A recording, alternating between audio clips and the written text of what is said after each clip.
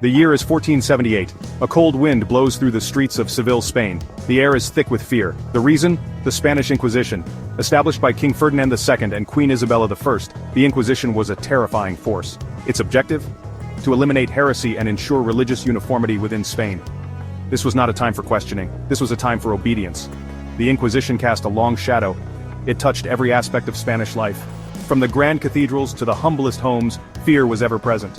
The methods of the Inquisition were brutal and ruthless. Suspects, often accused based on flimsy evidence or anonymous denunciations, were subjected to horrific torture.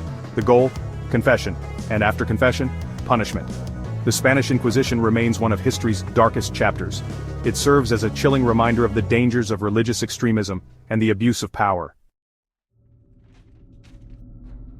To understand the Inquisition, we must journey back to the time of its birth.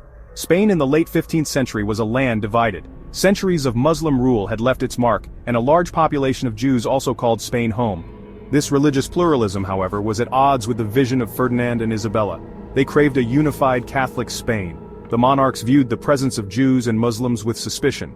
They were seen as a threat to the stability of their reign. This suspicion was fueled by anti-Semitic and anti-Islamic sentiments that had been simmering for years. The establishment of the Inquisition in 1478 was a turning point. It marked the beginning of a systematic campaign to eradicate religious diversity. The monarchs empowered the Inquisition to root out and punish those who deviated from the Catholic faith. The initial targets were conversos and moriscos. Conversos were Jews who had converted to Christianity, often under duress. Moriscos were Muslims who had similarly converted. The Inquisition suspected them of practicing their former faiths in secret. This suspicion was often enough to seal their fate. The Spanish Inquisition was not just a religious institution, it was a terrifying machine of state control. Its power lay not only in its religious authority, but also in its chilling methods of investigation and punishment. The Inquisition employed a variety of methods to identify and punish suspected heretics. One of the most feared was the Edict of Grace. This edict offered a period of grace during which those who voluntarily confessed their heresy could receive lighter punishments. However, this seemingly benevolent offer had a sinister edge. It sowed suspicion and encouraged neighbors to denounce one another, poisoning the well of trust within communities. For those who did not confess, the methods became increasingly brutal. Torture was an accepted and widely used tool of the Inquisition. Suspects were subjected to horrific torments: the rack, the strappado, waterboarding. The screams of the tortured echoed through the dungeons, serving as a grim warning to others. If the accused confessed under torture, their ordeal wasn't over. They would face public trials known as autos de fe, literally acts of faith. These elaborate spectacles, often held in town squares, served as both religious rituals and tools of intimidation. The sentences meted out by the Inquisition varied in severity. Some faced imprisonment, others exile. The most unfortunate met their end at the stake, burned alive for their alleged crimes against God. The Spanish Inquisition cast a wide net of persecution. While its primary targets were conversos and moriscos, its reach extended far beyond these groups. Anyone deemed a threat to the Catholic Church, regardless of their social standing or beliefs, could find themselves caught in its web. For conversos and moriscos, life under the Inquisition was a perilous balancing act. They were constantly under suspicion, their every move scrutinized for signs of heresy. Many lived in a state of perpetual fear, terrified that a careless word or gesture might betray their true beliefs. The pressure to conform, to erase all traces of their cultural and religious heritage, was immense. But the Inquisition's reach went further.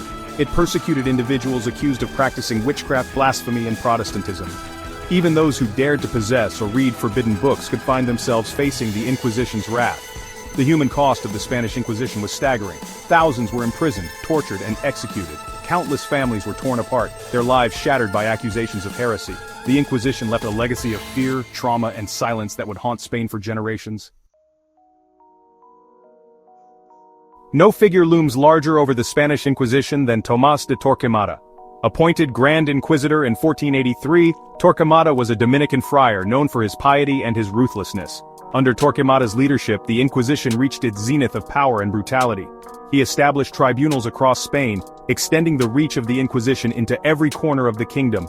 He also standardized procedures for trials and punishments, ensuring that the Inquisition operated with ruthless efficiency. Torquemada believed that the only way to purify Spain was through the complete eradication of heresy. He saw himself as a soldier of God, waging war against the forces of evil. His methods were harsh, his judgments swift and severe. During Torquemada's reign, thousands were burned at the stake. He argued that these executions were not acts of cruelty but acts of love, necessary to save the souls of the condemned.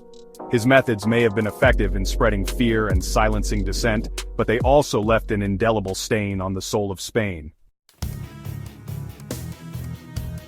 The Spanish Inquisition, lasting over 3 centuries, left an enduring mark on Spanish society.